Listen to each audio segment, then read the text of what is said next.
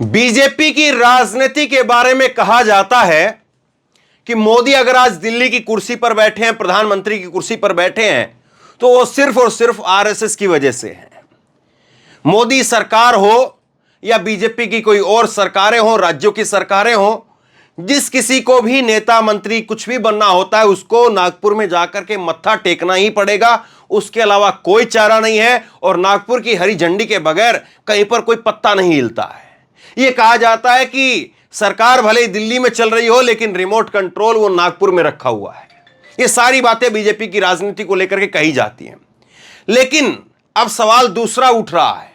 अब सवाल यह उठ रहा है कि बीजेपी के अंदर जिस तरह से नरेंद्र मोदी को लेकर के असंतोष बढ़ता जा रहा है, बीजेपी के नेताओं की जो बगावतें बढ़ती जा रही हैं और बीजेपी के नेताओं में अंदर ही अंदर नरेंद्र मोदी को लेकर के जो एक कश्मकश दिखाई देती है, चाहे वो वसुंधरा राजे हो, चाहे शिवराज सिंह चौहान हो, चाहे रमन सिंह हो, कि कैसे उनको उन्हीं के चुनावों के अंदर हाशिए पर डाल करके रखा हुआ है और कैसे उनके पर कतरने की तैयारी हो रही है। तो ऐसे में अब सवाल आरएसएस को लेकर के खड़ा हो रहा है। ऐसे में सवाल आरएसएस को लेकर के यह खड़ा हो रहा है कि क्या आरएसएस के अंदर भी मोदी को लेकर के अब भारी गुस्सा है या बगावत जो है वो मोदी और आरएसएस के बीच में कहीं ना कहीं पनप रही है और किसी वक्त में भी यह बगावत का जो गुब्बारा है ये फूट सकता है। सवाल यह है। और यह सवाल क्यों खड़ा होता है? यह सवाल इसलिए खड़ा होता है कि बीच बीच में मोहन भागवत और नरेंद्र मोदी के जो बयान आते हैं वो एक दूसरे को पूरक करते हुए नहीं बल्कि एक दूसरे के ऊपर पलटवार करते हुए आते हैं। अब आज के दो अखबार देखिए, आज के दो अखबार देखिए और इन दोनों अखबारों के अंदर जो दो बड़ी खबरें, आज की जो हेडलाइन है, इनको अगर आप देखेंगे तो फिर पता चलता है कि ये दोनों अखबारों के जो बड़ी खबरें हैं वो ये बता रही हैं कि मोहन भागवत और मोदी को लेकर के सब कुछ ठीक नहीं है। आप देखिए कि इस तरफ जो है दैनिक जागरण अखबार है और दैनिक जागरण अखबार के अंदर जो है सुर्खी है, हम श्री राम की मर्यादा सीमाओं की रक्षा करना जानते हैं, मोदी इस बात को कह रहे हैं। हम श्री राम की तरह मर्यादा पुरुषोत्तम हैं, वो इस बात को कह रहे हैं। हम श्री राम की तरह से अपनी सीमाओं को, अपनी जो बॉर्डर है हमारी, उनकी रक्षा करना जानते हैं, वो इस बात को कह रहे हैं। ये मोदी का जो बयान है, जो जागरण अखबार का पहला बयान बना है या पहली खबर बना, पहली सुर्खी बना है, वो है यहां पर। और दूसरी तरफ यहां पर जो है वो मोहन भागवत का बयान है, जो जनसत्ता का और तमाम अलग अलग अखबारों का जो पहली सुर्खी बना है। मणिपुर में हिंसा सुनियोजित है, बाहरी ताकतें जिम्मेदार हैं। अब बताइए, बाहरी ताकतें अगर जिम्मेदार हैं तो ये फेलियर किसका है? ये तो सीधे सीधे नकारापन, निकम्मापन या ये कहें कि सरकार का जो है वो ढीलापन, वो नरेंद्र मोदी सरकार का हुआ।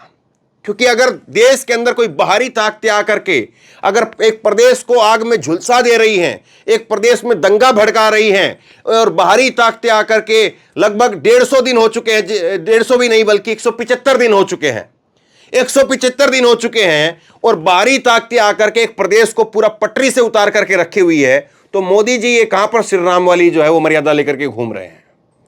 मोदी जी फिर क्या कर रहे हैं? झुंझुना कहां बज रहा है यहां पर? सवाल ये है। अगर मोहन भागवत इस बात को कह रहे हैं, मोहन भागवत कह रहे हैं कि मणिपुर में जो कुछ हो रहा है उसको लेकर के बाहरी ताकतें जिम्मेदार हैं, तो बाहरी ताकतों को रोकने का काम क्या अरविंद केजरीवाल का है? क्या जो है राहुल गांधी का बाहरी ताकतों को रोकने का काम है? क्या सोनिया गांधी का काम है? क्या ममता बनर्जी का काम है? क्या अखिलेश यादव का काम है? क्या मायावती जी का काम है? किसका काम है ये देश के प्रधानमंत्री का काम है। और जब बाहरी ताकतों की बात आप कह रहे हैं तो आप अपनी जो प्रदेश की सरकार है उसको भी नकार रहे हैं और जो आपकी केंद्र की सरकार है उसको भी नकार रहे हैं। अब सवाल यह है कि मोहन भागवत क्या वाकई नरेंद्र मोदी से नाराज चल रहे हैं और इसीलिए वो इस तरह का बयान दे रहे हैं? क्या जो है वो नरेंद्र मोदी जिस तरह से अपने आप को महिमा मंडन खुद से करना चाह रहे हैं और अपनी जो छवि चमकाना चाह रहे हैं नरेंद्र मोदी, उसके ऊपर पलीता अगर कोई फेर रहा है या पलीता लगाने का काम कर रहा है, उस पर पानी फेरने का काम कर रहा है, मिट्टी डालने का काम अगर कोई कर रहा है, तो क्या वो मोहन भागवत ही है? और अगर इस तरह की बगावत अगर बीजेपी के अंदर हो रही है, मोदी अगर कुछ करते हैं तो मोहन भागवत अगर उसके ऊपर इस तरह से पानी फेरने का काम कर रहे हैं, तो सरकार कैसे बनेगी? अगर बीजेपी और आरएसएस के अंदर इस तरह से सिर फुटौल है, और बीजेपी और आरएसएस के शीर्ष नेतृत्व अगर उसके अंदर इस तरह से समन्वय नहीं है, आपस में तालमेल गड़बड़ा चुका है, तो फिर सरकार कैसे चलेगी और सरकार आगे कैसे बनेगी? सवाल यह है।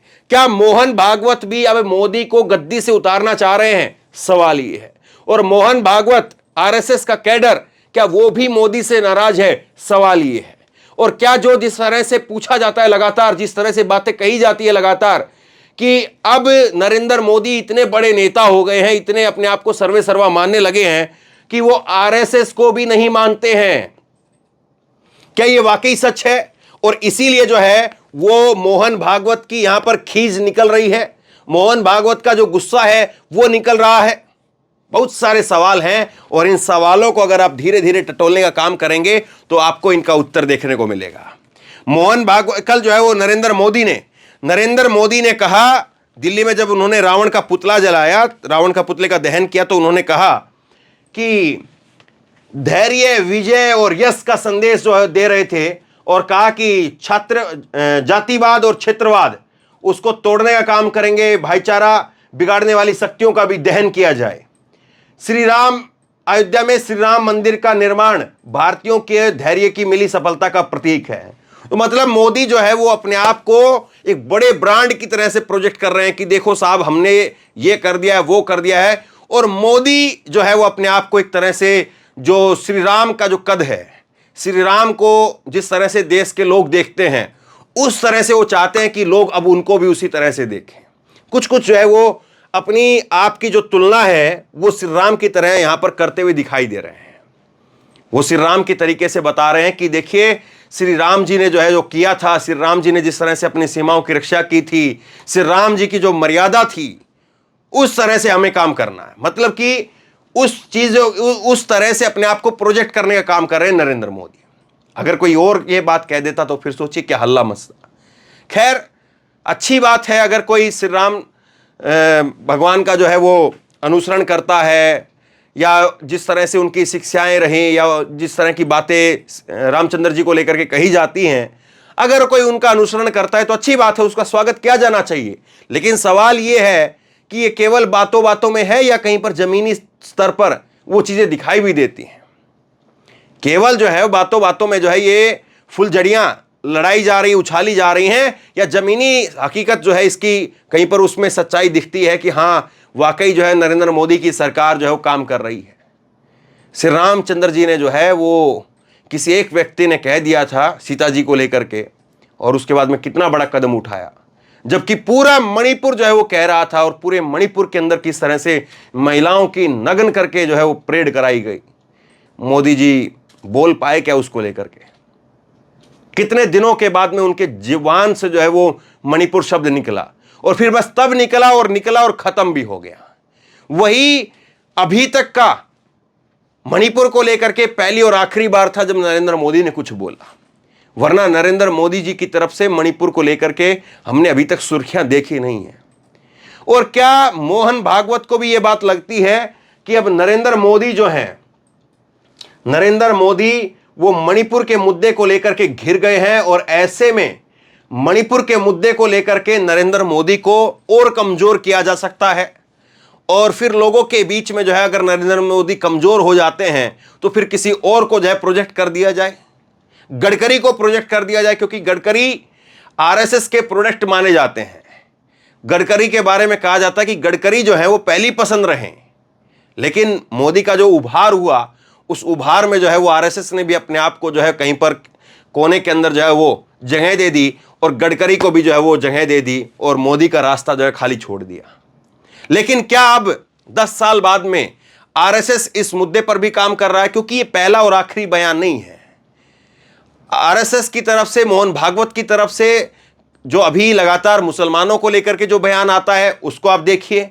आरक्षण को लेकर के जो बयान आया मोहन भागवत की तरफ से, वो भी मोदी सरकार को फंसाने वाला रहा, और वो भी मोदी के जो कट्टर भक्त अंधभक्त हैं उनको जो है वो नीचा दिखाने वाला रहा। जो आरक्षण को लेकर के मोहन भागवत ने कहा कि हजारों वर्षों से इस तरह से समाज का एक तबका जो है वो पिसता रहा, उसको निशाना बनाया जाता रहा, उसको दबाया गया, और आरक्षण की व्यवस्था से जो है धीरे धीरे उसको उभारा जा रहा है। तो जाहिर सी बात है मोदी का जो एक कट्टर भक्त अंधभक्त वाला जो श्रेणी के लोग हैं वो उस बयान को पसंद नहीं करेंगे। तो ये सारी चीजें जो हो रही है, इन कड़ी कड़ी को मिलाकर के आप देखेंगे तो कौन सी जंजीर बन रही है, और वो जंजीर किसके जो है वो पैरों को बांध रही है, वो जंजीर किसको रोकने का काम कर रही है, इस बात को जरा समझिए। और इस बात को जरा अगर आप समझ गए तो फिर आपको समझ में आएगा कि अंदरूनी राजनीति क्या है और अंदरूनी तौर पर जो है मोदी और भागवत में क्या चल रहा है। एक तरफ मोहन भागवत के जो बयान आते हैं मोदी के उस हिस्से में जाकर के चोट पहुंचाते हैं जिस हिस्से में मोदी कमजोर हैं। अब बताइए, इतना बड़ा मौका था, G20 को लेकर के जो है कोई खबर बन सकती थी, उसको लेकर के बात हो सकती थी, हालांकि उसको लेकर के बात कही गई है, लेकिन जाहिर सी बात है सुर्खियां वहीं बनेगी जहां पर जो है सुर्खियां मीडिया बनाना चाह रहा है, या सुर्खियां वहां पर बनेगी जहां पर जो है वो मेन बात जो है हिट की गई है। वरना अगर मणिपुर की इस चर्चा को जो है मोहन भागवत की तरफ से अगर नहीं उठाया जाता तो यहां पर ये खबर जो है वो इसकी हेडलाइन नहीं बनती, लेकिन मोहन भागवत ने इस चीज को उठाया और ये चीज बीजेपी की तरफ से, नरेंद्र मोदी की तरफ से जब पूरी तरह से इस चीज को लेकर के, मणिपुर को लेकर के, मणिपुर के मुद्दे को लेकर के एक चुप्पी साधी जा रही है। गृह मंत्री भी इसको लेकर के अब बात नहीं करते हैं, प्रधानमंत्री भी अब इसको लेकर के बात नहीं करते हैं। और कल ही मैंने आपको खबर दिखाई, मिजोरम के मुख्यमंत्री जोरमथांगा, उन्होंने साफ तौर पर कह दिया कि मैं नरेंद्र मोदी के साथ में मंच शेयर करने के लिए तैयार नहीं हूं, मैं नरेंद्र मोदी के साथ में नहीं बैठूंगा। क्यों? क्योंकि मिजोरम के अंदर ईसाई हैं और ईसाइयों के चर्च जला दिए गए मणिपुर के अंदर, और मोदी सरकार कुछ नहीं कर पाई, और इसीलिए लोगों में मोदी सरकार को लेकर के गुस्सा है। तो एक के बाद एक, एक के बाद एक, एक के बाद एक वहां से आवाजें आ रही हैं जहां से मोदी जी कभी सोच नहीं सकते थे कि वहां पर भी बगावत हो सकती है, और वहां से अब बगावत के सुर सुनाई दे रहे हैं। यह राहुल गांधी की तरफ से नहीं कहा गया, यह किसी और व्यक्ति ने नहीं कहा। यह बयान अगर किसी की तरफ से दिया गया है तो मोहन भागवत की तरफ से बयान दिया गया है, और यह बयान सीधे तौर पर कि बाहरी ताकतें जिम्मेदार हैं, यह मोदी सरकार के नकारापन को, मोदी सरकार के निकम्मापन को दिखाएगी। क्योंकि देखिए मोदी जी के बयान आप देखिए उठा करके, आप कहेंगे कि नकारापन और निकम्मापन ये बहुत भारी वर्ड हैं, ऐसे वर्ड जो है वो ऐसे शब्दों का इस्तेमाल करने से बचना चाहिए, बिल्कुल बचना चाहिए। लेकिन प्रधानमंत्री नरेंद्र मोदी के आप 2014 के बयान उठा करके तो देखिए, हम लाल आंखें दिखाने की जो है वो बात करते थे, चीन को लाल आंख दिखाने की कि हम इतने करोड़ के लोग हैं, इतने करोड़ का जो है वो हमारा देश है और हम दुनिया को जो है अपने कंट्रोल में रख सकते हैं, दुनिया हमें कंट्रोल में क्यों रखे। लेकिन आज एक प्रदेश जो है वो हमारे कंट्रोल से क्यों बाहर है, और अगर कंट्रोल में है तो वहां पर हिंसा क्यों हो रही है, और अगर कंट्रोल में है तो वहां पर लगातार कर्फ्यू क्यों लगा हुआ है, और अगर कंट्रोल में है तो वहां पर लगातार इंटरनेट बंद क्यों है। इतने सारे सवाल हैं, अगर आप पूछने बैठेंगे, अगर आप कहने लगेंगे तो सुबह की शाम हो सकती है, और मोदी सरकार के पास जवाब नहीं है, और जवाब नहीं है इसीलिए चुप्पी है। लेकिन अब जो बोलने लगे हैं वो बोल मोदी जी के लिए बड़े जो है वो घातक हैं। सोचिए, एक तरफ जो है वो मोदी जी अपना राम को लेकर के यहां पर जो है वो इमेज को गढ़ने का काम कर रहे हैं, लेकिन उसकी हवा कोई निकाल रहा है तो वो मोहन भागवत निकाल रहे हैं। दूसरी एक बात को आप और ध्यान करेंगे तो आपको और कुछ समझ में आएगा। मोदी जो है वो आजकल मीठी मीठी बातें करके आगे निकलना चाहते हैं। यहीं पर जो है इसी अखबार के अंदर, इसी अखबार में यहीं पर पहली खबर है 10 हरे पर 10 संकल्प। और ये 10 संकल्प क्या क्या हैं कि आने वाली पीढ़ियों को ध्यान में रखते हुए हम ज्यादा पानी बचाएंगे। अब मोदी जी आजकल जो है, इसीलिए मैं कई बार अपनी खबरों में कहता हूं कि हमें अब 2 प्रधानमंत्री की जरूरत है, एक और नए प्रधानमंत्री की जरूरत है। जो प्रधानमंत्री देश में अगर कहीं पर कुछ गलत हो रहा है तो उसको लेकर के कोई बयान दे, क्योंकि मोदी जी आजकल बहुत अच्छी अच्छी बातें, बहुत ऐसी जलेबी की तरह से बातें जो है बना करके, बिल्कुल रस में डूबी हुई रसमलाई की तरह से बात जो है वो कहते हैं कि बस लोग उसको खाएं, और जो वहां पर एक जो दूसरी चीज हो रही है, खराब हो रही है, उसकी तरफ ध्यान ना दें। यहां पर चकाचौंध के अब आपको एक रसगुल्ले का डब्बा मिल रहा है, आप उसमें से रसगुल्ले उठाइए और खाइए, आराम से आनंद से रहिए। दूसरी तरफ वहां पर भुखमरी फैली हुई है, उसको लेकर के बयान नहीं है। ये देखिए, कहा कि पहला पॉइंट है आने वाली पीढ़ियों को ध्यान में रखते हुए हम ज्यादा पानी बचाएंगे। मतलब ये बात लोगों को वैसे ही अंडरस्टूड है। देश के प्रधानमंत्री के तौर पर उनको जो है इन चीजों को प्रमोट करना चाहिए, लेकिन देश के सामने इससे बड़ी बड़ी समस्याएं हैं। पानी एक बहुत बड़ी समस्या है, जरूरी चीज है, लेकिन मोदी जी की लिस्ट में केवल यही समस्याएं क्यों हैं? कुछ और समस्या बात है। दूसरे नंबर पर हम ज्यादा से ज्यादा लोगों को डिजिटल लेन देन के ऊपर प्रेरित करने का काम करेंगे। ये कोई नई बात नहीं हुई, यही वही पुरानी घिसी पिटी बात लग रही है। तीसरे नंबर पर हम अपने गांव और शहरों को स्वच्छता में आगे लेकर के जाएंगे। कोई नई बात नहीं है, वही घिसी पिटी पुरानी कैसेट है। चौथे नंबर पर हम ज्यादा से ज्यादा वोकल फॉर लोकल के मंत्र को बढ़ाएंगे और भारत में बनी वस्तुओं का प्रयोग करेंगे। कोई नई बात नहीं है, वही पुरानी कैसेट है। पांचवें नंबर पर हम गुणवत्ता से काम करेंगे और गुणवत्तापूर्ण वस्तुएं बनाएंगे और खराब वस्तुओं की वजह से देश के सम्मान में कमी नहीं आने देंगे।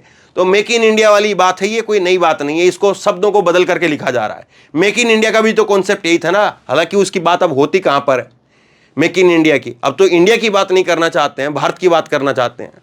भारत और इंडिया मानो अलग अलग हो गया है। छठे नंबर पर हम अपना पूरा देश देखेंगे, यात्रा करेंगे, भरण पोषण करेंगे और पूरा देश देखने के बाद में समय मिले तो विदेश की यात्रा सोचेंगे। बहुत ही कमाल की बात है। यहां पर लोगों के लिए जो है वो अपने घर परिवार चलाने के लिए पैसा नहीं बच पा रहा है। यहां पर भुखमरी के इंडेक्स में जो है वो हम लगातार फिसलते जा रहे हैं। 125 मुल्कों की लिस्ट में हम 111 नंबर पर आ गए हैं। लोगों को खाने का पैसा नहीं बचा है। मोदी जी कह रहे हैं हम सैर सपाटा करेंगे पूरे देश का, और पूरे देश का सैर सपाटा करने के बाद में पूरी दुनिया का सैर सपाटा करेंगे। भाई पैसे वालों के लिए तो ये बात ठीक है, लेकिन गरीब आदमी, गांव का आदमी, उससे जाकर के पूछो कि वो सैर सपाटा करने के लिए अपने जिले में नहीं जा पाएगा। कि जिला तो जाकर के वो एक दिन देख ले, जिले में भी उसी दिन जाता है जिस दिन उसको कुछ काम होता है, वरना वो अपना डिस्ट्रिक्ट भी नहीं देख पाता है। सच्चाई है ये, लेकिन खैर मोदी जी हैं, मोदी जी कह देते हैं। सातवें नंबर पर हम प्राकृतिक खेती के प्रति किसानों से ज्यादा जागरूक करेंगे। मतलब लोगों को, हम किसानों को कहेंगे कि भाई प्राकृतिक खेती करने का काम करो। तो कोई नया कॉन्सेप्ट नहीं है, ये पुरानी बातें हैं ये भी। आठवें नंबर पर हम मोटे अनाज को, श्री अन्न को अपने जीवन में शामिल करेंगे। इससे हमारे छोटे किसानों का और हमारी अपनी सेहत का बहुत फायदा होगा। ये एक नया कॉन्सेप्ट जो है वो है कि हम जो है वो मोटे अनाज की, मिलेट की बात करने लगे हैं नरेंद्र मोदी।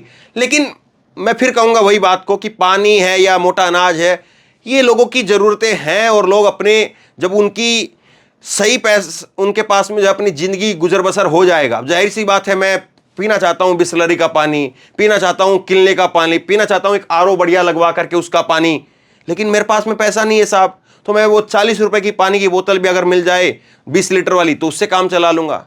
उससे नहीं मिलेगी तो मैं सोचूंगा कि भाई नगर निगम का पानी है, उसको थोड़ा ठीक आ जाए वो पानी, तो उसी से पी लूंगा।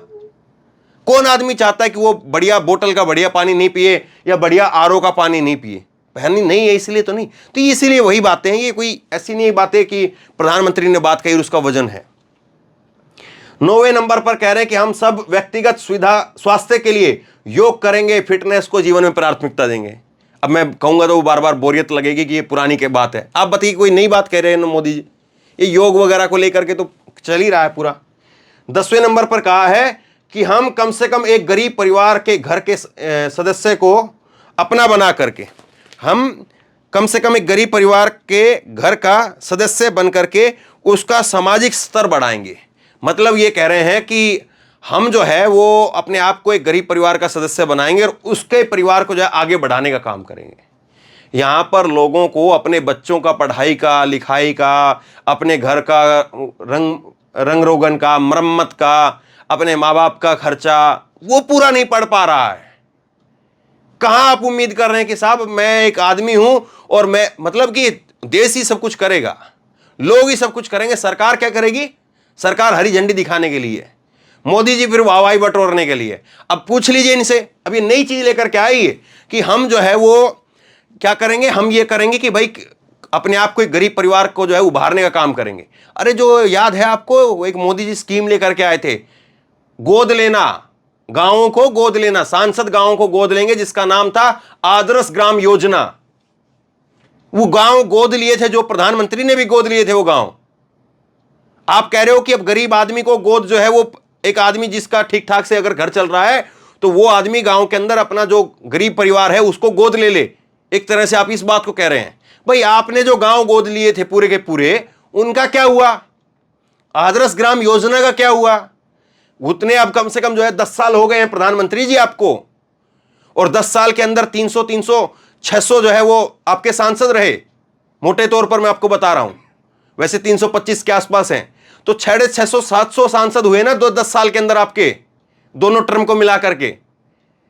तो दोनों को मिला करके करीब करीब जो है देश के अंदर 1500 से 2000 गांव तो कम से कम ऐसे होने चाहिए थे ना जो बिल्कुल हाईटेक हो गए होंगे, बिल्कुल हाईटेक हो गए होंगे 1500 से 2000 गांव। क्या इस वीडियो को देखने वाले जो 1 लाख लोग देखेंगे इस वीडियो को, 2 लाख लोग इस वीडियो को देखेंगे, आप कहीं पर अगर अपने आसपास में एक गांव का नाम लिख सकते हैं जो किसी सांसद ने गोद लिया था वो गांव, और वो गांव बहुत विकसित हो गया है? मैं आपको बताऊं, हकीकत यह है कि वाराणसी के अंदर नरेंद्र मोदी ने गांव को गोद लिया था। मैं वहां ग्राउंड रिपोर्टिंग के लिए गया था, वो गांव का नाम मुझे अब सही से याद नहीं है। वाराणसी का एक गांव है, वाराणसी शहर से आप निकल करके जाएंगे तो छोटी सड़क है, वहां पर जाकर के नरेंद्र मोदी ने गांव गोद लिया था।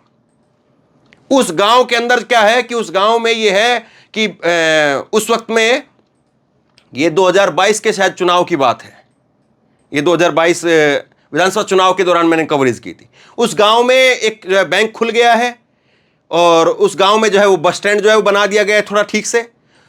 इस तरह के जो है काम हुए उस गांव के अंदर, ये बात मैं आपको ऑन रिकॉर्ड आपको बोल रहा हूं, मैं झूठ नहीं बोलता।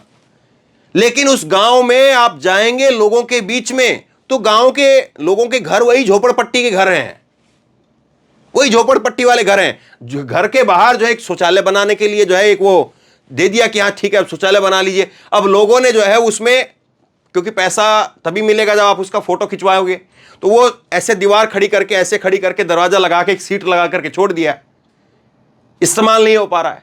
तो गांव में अगर आप घुसेंगे तो गांव मोदी जी ने गोद लिया, इसलिए उसमें एक बैंक दिख जाएगा, और बैंक को खोलना कोई वो नहीं है। किसी भी बैंक को अगर आप बोलेंगे कि भाई वो मोदी जी का गांव है तो आपको गांव में जाकर एक ब्रांच खोलनी है, खोल दिया जाएगा ब्रांच को, और एक बस स्टैंड जो है चमका करके बना भी दिया जाएगा। लेकिन गांव के लोगों का जीवन स्तर क्या बढ़ा, उस चीज को आप देखेंगे तो नील बटे सन्नाटा दिखता है। पानी की किल्लत अभी भी उस गांव के अंदर है, पीने के पानी की किल्लत। तो ये सारी चीजें हैं, इन सारी चीजों को अगर बारीकी से जाकर के देखेंगे तो फिर बहुत कुछ समझ में आएगा।